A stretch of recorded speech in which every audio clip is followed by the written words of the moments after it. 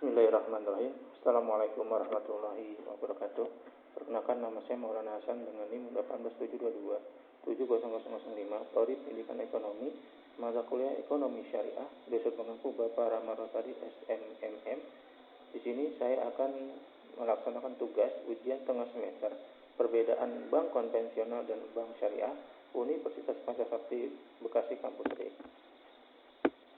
Yang pertama, pengertian bank. Menurut etimologis, berasal dari kata bangku atau tempat duduk, dan sedangkan menurut Undang-Undang Nomor 10 Tahun 1999, badan usaha yang menghimpun dana dari masyarakat dalam bentuk simpanan.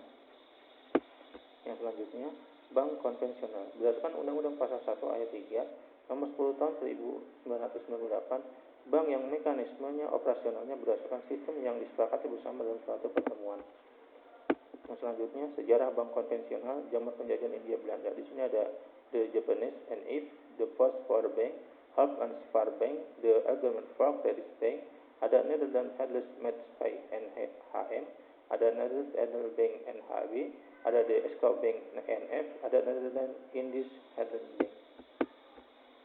Yang selanjutnya, zaman kemerdekaan, NF Netherlands Indies Bank and Deposit Bank saat ini merupakan bank OCB CNISP, didirikan 4 April tahun 1941 dengan kantor pusat di Bandung.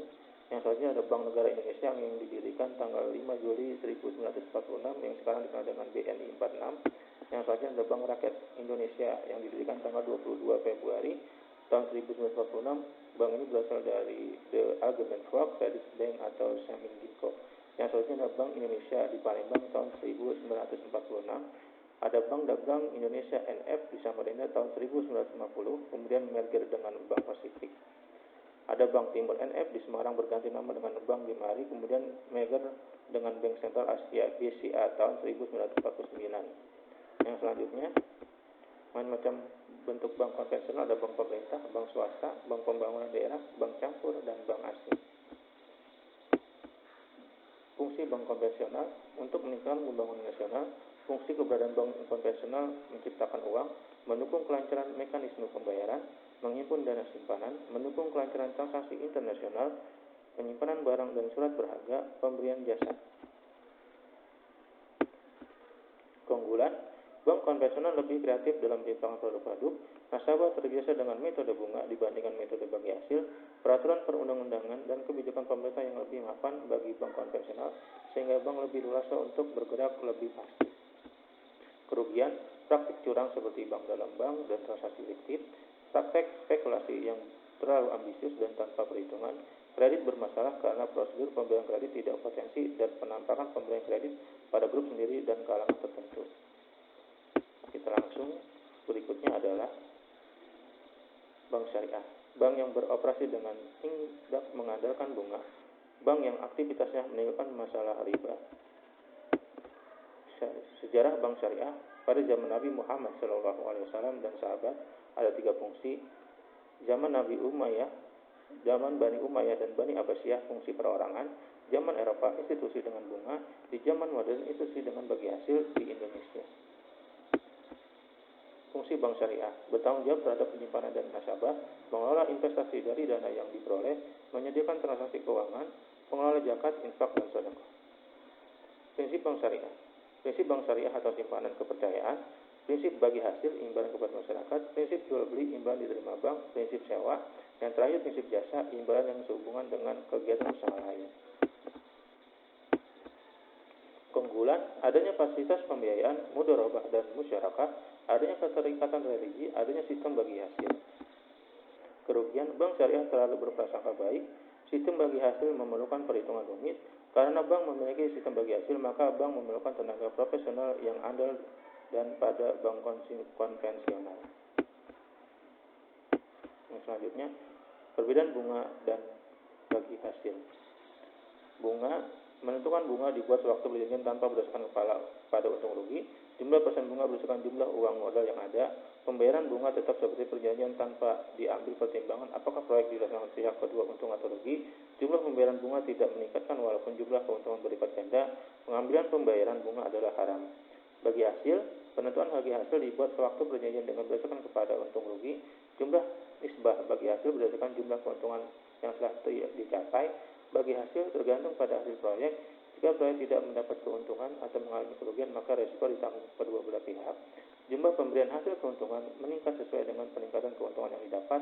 Penerimaan pembagian keuntungan adalah halal.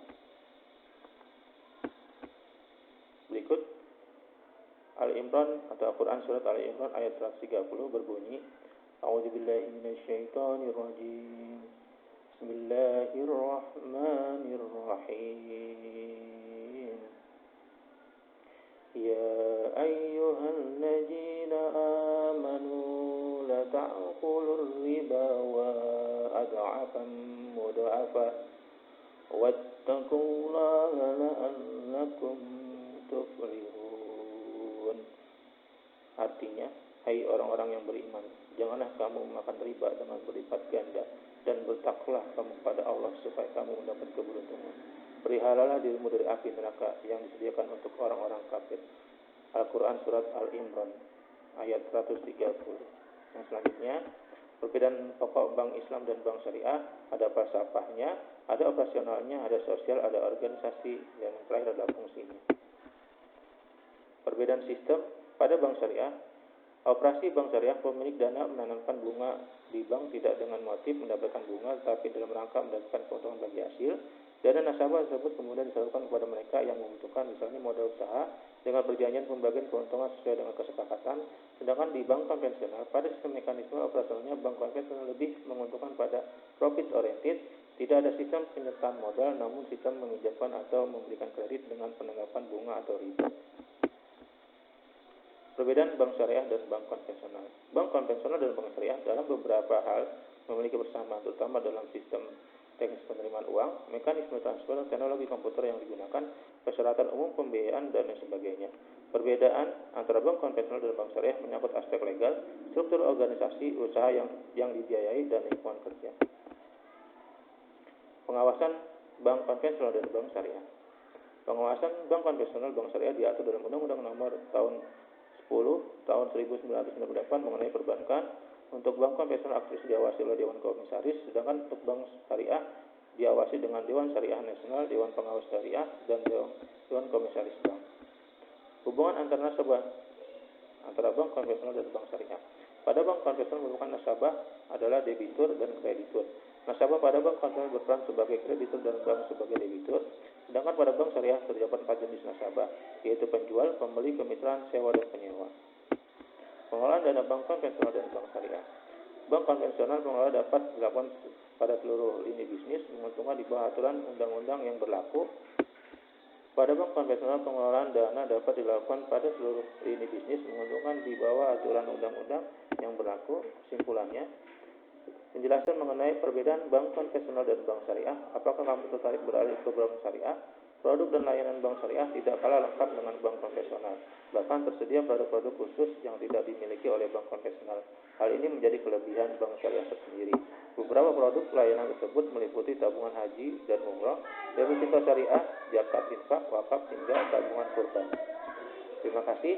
Mungkin hanya itu yang bisa saya sampaikan. Kurang lebihnya mohon maaf. Assalamualaikum warahmatullahi wabarakatuh.